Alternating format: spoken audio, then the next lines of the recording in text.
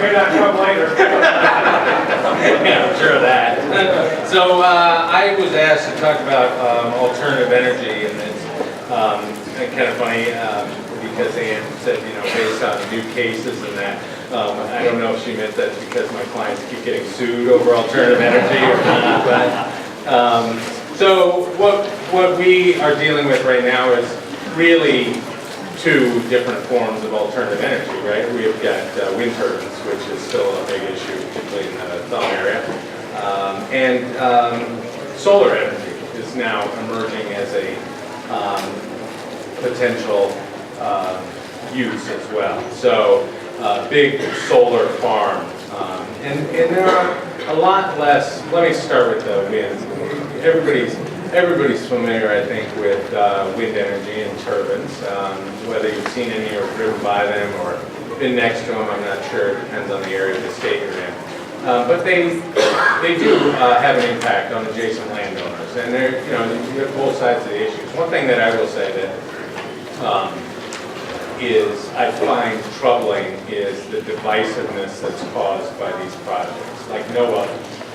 Typically, when you have a land use that comes in, that land use is pretty well localized. If you've got a manufacturing plant, it's on a piece of property, or if you've got a commercial use that's going to go in, it's on an area that's zoned commercial or wants to be zoned commercial, but it's pretty well contained. With a land use like wind energy, the use is spread out over square miles, right? And it is on property that has an impact, whether you agree with it or not, on adjacent property owners, both in terms of aesthetics, noise, shadow flicker, potential ice throw, all of these things that we talk about that are associated with that land use. So it's difficult sometimes to try and regulate that. What it does is it pits community members in the same township against each other. Because it pits those who are getting paid for those against those who are not, that are expected to put up with them. And so it's a real divide now in a lot of communities. And so, I think that some of the communities want to regulate those, that use more stringently than others. And so we're kind of going through that process, redeveloping wind energy ordinances, where they should and should not be located. Typical regulations, concerning sound and setbacks and those types of issues. So there are currently two cases pending right now. One is in, both of them are Eastern District Federal Court, and so we'll go through those litigation cases and see how those turn out. So solar energy is a little different. Solar energy, while it takes up a big portion of land, maybe 20, 30 acres or more, if you're going to put a solar farm in, it doesn't have any moving parts typically. So there's no noise. You could have certainly glare coming off the solar panels, and so we're trying to draft, in fact we have drafted ordinances then to mitigate against those potential adverse effects, but they are a lot less than you have to deal with wind energy, because again, the solar farms typically are more concentrated. They're not spread out over, say, an entire township. They are in one locality or one piece of property. So those are the topics in terms of alternative energy that we're dealing with now, and I'd be happy to take any questions that you might have.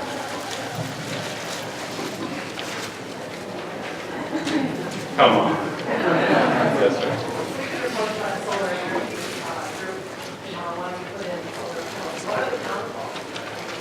I think that one of the downfalls is, depending on where it is, the solar farms are going to eat up a lot of agricultural space, right? So if you have, say, prime agricultural property, are you going to lose a lot of that based on this solar farm? So, you can certainly draft regulations around that. To try and minimize that loss, like for instance designating where they might be located, even within the agricultural district, by either separating prime agricultural land from agricultural land that may not be as well suited to growing crops. That's one way you could do it. You could also do it by an overlay district and saying, okay, we're going to allow solar farms as as opposed to just solar panels, solar farms in this area of the township, and this is where they can go. So those are some of the adverse effects. And again, along with maybe glare coming off of the panels that could affect adjacent properties. But those problems are not insurmountable. They're much easier to deal with than they are in winter. Yes, sir. We did get a correspondence from the Carroll Municipal Airport out there from Ellen Weiss, and they're very concerned about the glare on airplanes coming into the airport there. So they've already made a stand on this. Denmark County, we're really looking at some kind of ordinance, or where are we heading? Yeah, so the question is about, glare affecting airports and whether or not ordinances can address that. They certainly can. And so you just, depending on the types of location, one thing you could do, for example, is you could define those areas in which solar energy farms will be permitted, right? So if you took a map and you laid out, say, an airport or airstrips around there, you could pretty well determine where you might want them or allow them, and you might not want them because of that glare. Yes, sir. Okay, you're talking about solar farms now. What about residential solar energy, and how do you have ordinances that have been drafted for those? Yeah, so the last, so the question is whether we've drafted ordinances for residential use solar panels. And so when we sat down and drafted a solar energy ordinance, we approached it in sort of the same manner as we did with wind energy, dealing with both the commercial side of it, right? That those entities that are involved in the commercial production of electricity versus private on-site use, because they're different. And so we did that the same way with solar panels. So solar farms, commercial production, they have one set of regulation. Residential has a different set of regulations that are not as burdensome, frankly, because they're not going to have nearly as many solar panels. But they address things like pole-mounted versus roof-mounted, or I think it's even side-mounted solar panels on sides of buildings. So the residential use portion addresses all of that. Yes, sir. Do you know how they're assessed? The solar panels? And Yeah, no, on the commercial solar farm, I have not yet looked to see what the STC is doing with those. I should. There's a large solar farm right by Lapeer, north of 69. I drive by all the time, so I think that one may be fully built out now, but I'd have to check. I kind of wondering, wind turbines, are they personal property, or does anybody know? I think they are industrial property, but here's the interesting thing about the wind turbines, and you know, I've been doing this long enough where the wind turbine companies, and I tell my clients all the time that I'm neither anti-wind nor pro-wind. That's not my job. That's the elected folks' job to decide those issues on how you're going to regulate them, to what extent you want to regulate them. But the interesting part is I've been to a lot of these pitches where the manufacturers and the wind energy companies will come in and they'll promise you all this tax revenue, right? You're going to get all this money. Counties are going to get money, and townships will get money, and so on and so forth. And then they appeal every single one of them to the state tax commission as soon as they get approved. I mean, there are hundreds of cases pending right now involving wind turbines. Yes, sir. What is the life, I got a couple part question. What is the life of a wind turbine? And is the government, federal government still giving a lot of tax incentives for those? And then, why can't we have more nuclear power plants where it takes up a very small physical area, I mean, maybe 50 or 100 acres, rather than spread them out over the amount of acres that what it takes for a wind to replace what nuclear can produce in a small area? So those are very good questions. but more policy issues than are legal questions. So I'll give you my answer, my legal answer, which is at least on the useful life of a wind turbine depends where you go and who the manufacturers are and how well they're maintained and operated. But I think you could safely say that they're likely going to be around 10, 15, 20 years.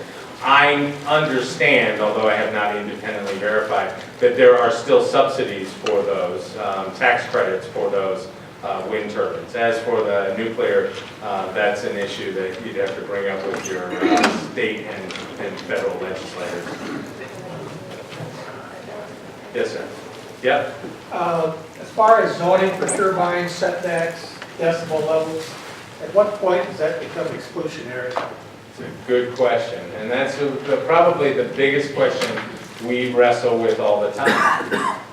It used to be, when I started dealing with wind turbines, that the industry standard, if you will, was probably a 55 dBA limitation. There are some municipalities now that are requiring a 35 dBA at night at property lines, which would have a tendency to then create a bigger setback too. At what point does it become exclusionary? I can't answer that, mostly because the courts haven't answered it either. And so I don't think that requiring a reduced, if you went, for example, and you said, look, we're going to require a sound limit of 35 dBA at night from the hours of 10 p.m. to 6 a.m. or 10 a.m. or 10 p.m. to 5 a.m. at the property line. But during the day, we're going to allow 40, 45 dBA. I don't think that that's exclusionary. It may not maximize profit, but that's not the point of zoning.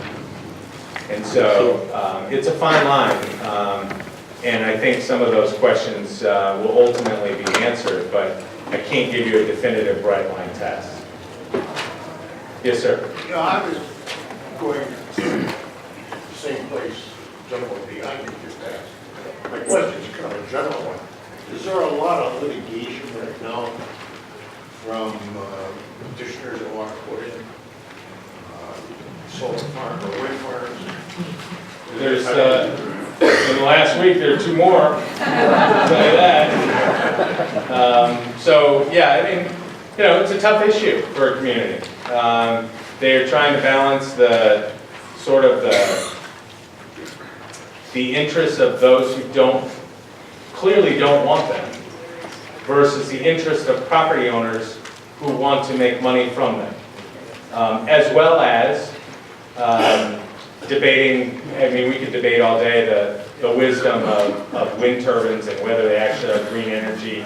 I don't tend to get into those policy debates because for my purposes it doesn't really matter. But we are going to litigate, I think, a couple of these cases and get some answers to some of those questions, hopefully.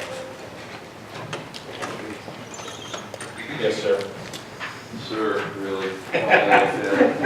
Hey, once some of these wind farms are up and running, and when the gentleman brought up useful life of one of these, once they're beyond their useful life and they decide, well, this really wasn't a profitable wind farm, what type of teeth does a local unit of government have to have it reclaimed back to the original property so that that albatross doesn't sit there not functioning there?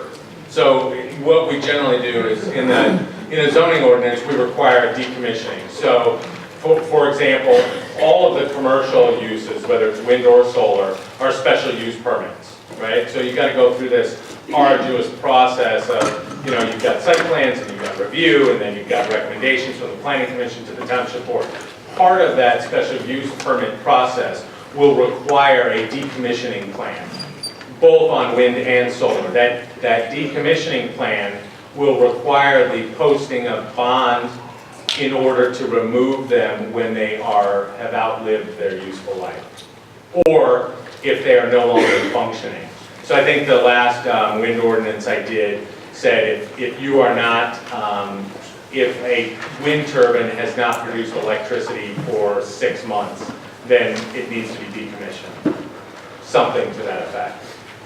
And that money that's posted, here's the real problem, is that the money that's posted, even if you have, say, a surety bond, at what point does that surety bond expire? What happens if the company goes bankrupt, right, that owns it? And so what we did is we actually made the landowner and the owner of the tower responsible. And so, because if the wind company walks away, you've still got this turbine that's there on somebody's property and they're responsible for it. All right, well, I'll be around afterwards as well, but other people, apparently need to give other people a chance to talk. And so, but like I said, I'll be around, you can ask me anything. Thank you.